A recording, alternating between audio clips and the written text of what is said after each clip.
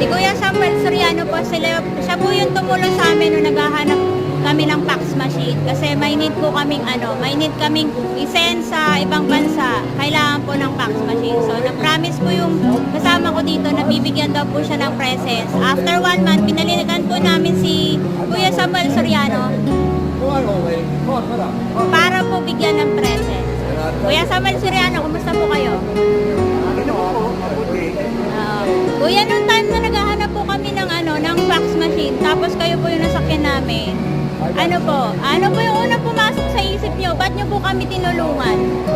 Hindi ako kasi di ba na-pick up ko ngayon sa palengke. Pasahero lang talaga yung ano ko.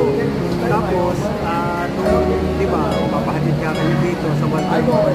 Tapos, nalaman ko na meron kayong pinuproblema gano'n. Hindi